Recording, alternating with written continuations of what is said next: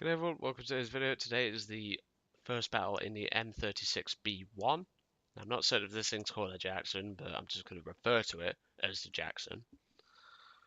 Now, this thing, I believe, served right up until the early 2000s in some countries. I think it was, I can't remember which country it was, but I know it served in a certain country for quite a few years to come, and I believe some are still in service to this day. But the M36B1 is essentially a M4A3 chassis, from what I've been able to tell, with its main turret removed and the 90mm, well, an Italian 90mm placed in its, well, placement. Now, personally, I don't see why you would put a Jackson turret on a slower chassis when the M10 chassis with, well, the Jackson turret on the M10 chassis was perfectly adequate in my opinion. However, you do gain some benefits, and I mean very few benefits. First of all, your frontal armor is a little bit thicker, with this area here being your thickest. The turret remains unchanged because it's a Jackson turret. It really isn't nothing special. Side of the hull and lower part of the hull is exactly the same, and the rear is exactly the same. People have been calling this a jumbo chassis. No, it is not. If it was a jumbo chassis, it would have the additional armor all over the front. Then it would actually be useful. It's an M4A3 chassis, people. Just get it right. But ammo is stored all over the tank, so I didn't actually test this in any of the test drives that I did with this tank. It doesn't drive particularly badly. It drives like a normal Sherman, but I'm not expecting too much from it. Obviously, we do have a 50 cal on top, so we may potentially go full American for all we know. But I believe this tank served, like I mentioned, up until the 2000s, and I believe it also had a heat round, which apparently may get added, but I don't see the point when this tank carries the same gun as the Jackson and is arguably slower. So parts, FPE, crew placement and all that, you get M82 rounds, M3A4 and M332. Now your APCR rounds are pretty decent, but I wouldn't rely on them because APCR sucks. I'd probably say get the M82 and stick with that. That's my personal opinion because your standard AP got a nerf, but the M82 actually got a buff. So let's see what this thing can do, shall we? Obviously, you would have seen the very bad first battle in the M41 Walker Bulldog. Unfortunately, I've never really liked the Bulldog from the Japanese one, or the Japanese one to be precise. I've just never really liked the Bulldog. It just doesn't drive how I think a light tank should. It's pretty damn slow for a light tank. Its gun, well, I didn't even get to fire the gun, but stock, it doesn't seem to be all that great for a 6.0 vehicle. But hopefully, and I believe this might be a 6.3 game, I'm not really sure, I don't really drive tank destroyers all that much. But 30 rounds should be sufficient. But this seems okay, like, this tank seems a lot more my sort of style, and yes, it is a 5, well, we might be top dog. We might be top dog, people. Had the F, I believe that's 6.0. And already you can see this tank moves pretty damn well. We're already up to top speed in just a few seconds. Obviously, we do have a bit of downhill here. What's the gun depression like? -10. I can work with that all day, Sonny. Let's hope this goes a little better than the Walker Bulldog, shall we? Well, I should say. Yeah, this thing doesn't drive too badly. Those of you who've been watching my comment section know Rudolph Antler. He has been driving this tank recently, and he tells me it's not particularly great. So far, mate, it doesn't drive too badly. I mean, yeah, going up hills is horrendous, but that's most Shermans and most tanks in a nutshell. Let's have a look at my ammunition. Yes, taking 30 rounds seems to be appropriate. I think we could probably get away with 32 rounds before the side ammo racks start getting full, well, filled up. But obviously, my OCD, it has to either be a 0 or a 5 on my ammo count, so I'm bringing 30 rounds.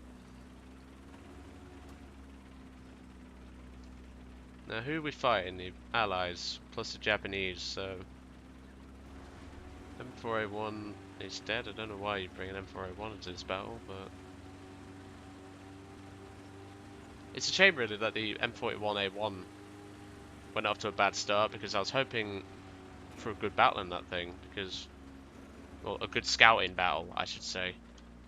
I wonder what that filler cap is on the right-hand side of the tank. If you happen to know, comments below, please.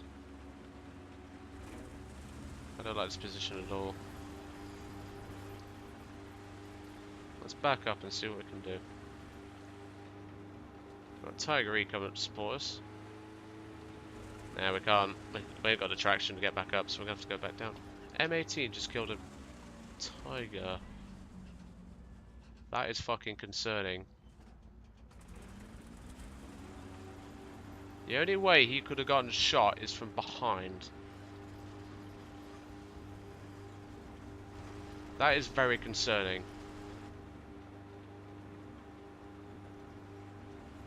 Because now we've got an unknown Hellcat that's running around the battlefield. Maybe he sniped him from long range? If so, I'm hoping. What doesn't help is that he hasn't actually marked the position of the Hellcat, which is very, very annoying. I hate it when players do that. Because then you have no idea what's going on, you have no idea if there's any tanks coming up your way.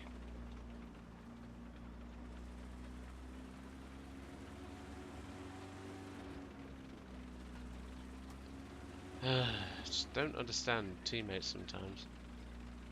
I mean, they're allied teammates, so yeah, they're about as useful as a pile of dog shit, but... But then again, that's throwing a knock towards dog shit. Very quiet on this side, I don't like it at all. Obviously, I'm not like the Orange fan, where he just goes rushing in.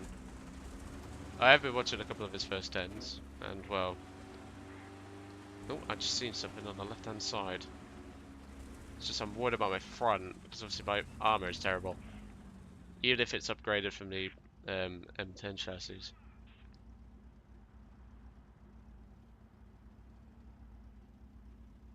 So where'd that little shit go? There. What is that? That's an M19. That's a Spag. Okay. No biggie, we can deal with that. I probably shouldn't have pulled out into this position, and I'm probably going to regret it, but... We'll stick with it. There's the Spag. Nice. First kill.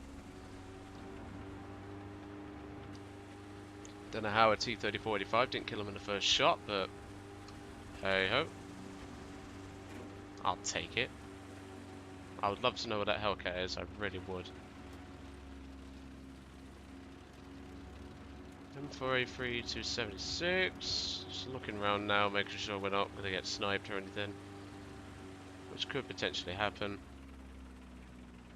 So we're off to a good start compared to the M41. We actually got a kill, unlike in the Walker Bulldog battle. Instead of getting wasted, why is has someone really spent all their money on an M26 T99 with those rockets? Wow. I heard a gun to this side.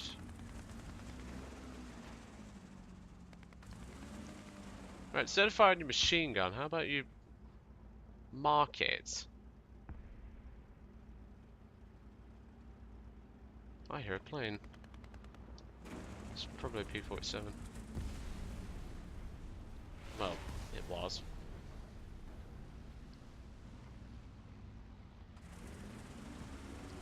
Okay. Yeah, he sniped a M18. I think that was the guy who took out the Tiger. Let's have a quick look. No, Lord. Oh, it was him. Brilliant.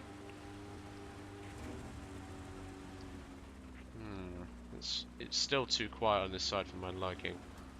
Obviously, now that all this fire and smoke is here, it's going to give any enemy tanks that choose to push up this way some cover. So let's use the mobility and get on the move. Because it's a Sherman hull, you will get moving pretty adequately. So at least we've got a kill. That's all I'm happy about.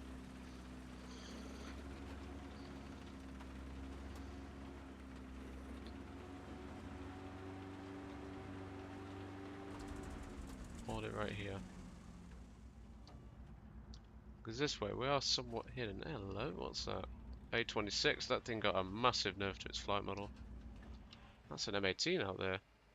Estimated range 1.6 kilometers. Fire. Fucking beautiful, we hit him. Didn't kill him, but we did do some damage to the vehicle. That's all that matters to me. Gunner and loader dead on that thing. That's a fucking gorgeous shot, honestly. I just estimated that, people. And I don't know the American 90mm all that well, especially the lower velocity 90mm. I'm already 90, well, the long barreled 90 on the Super Pershing. Been driving that recently. That's quite a bit of fun. But that was bloody gorgeous. Just estimated the range, pulled the trigger, and off it went. Right, T-34, what are you doing? You're concerning me now. Okay.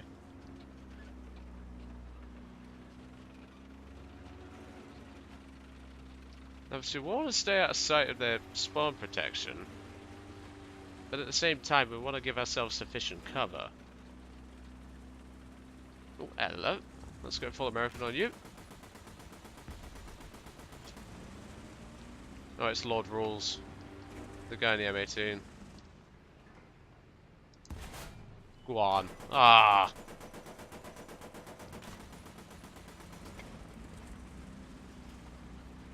I think it was that M18 that captured the B point, the one that I hit earlier. And obviously we lost the T-34. And he's raging in chat because he got bombed. Dude, that's what planes are meant to do. Unless you're a Yak-90 who always goes for the engine deck, which is annoying. Oh, hello, hello, hello. Hello, hello, hello. What's that? That looks like... That's a T-25. Go on, stick your nose out, pal. That's it. Bit more, bit more, bit more. Like that, that's it. Obviously he is going to get into cover, which is unfortunate, but if I'd have gone for the engine block, he'd have easily killed us. He just put in chat XXXR, which I think it means ha ha ha ha ha in Russian.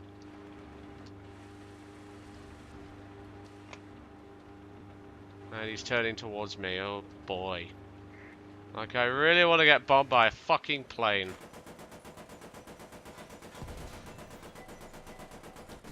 Yep, those bombs are for me, but you missed. I set his engine on fire at least. Let's back up because we need to move. Once the fire goes out, because it's fun.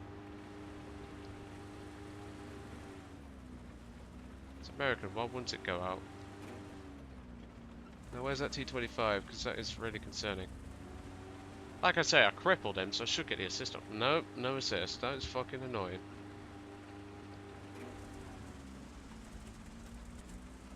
Gaijin, what do you want us to do for an assist? Like, seriously. Now this is worrying me, because that T-25 drove off.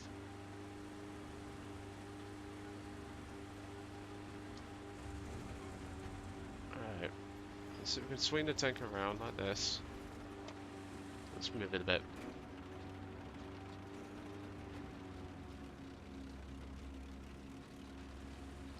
Because we can win.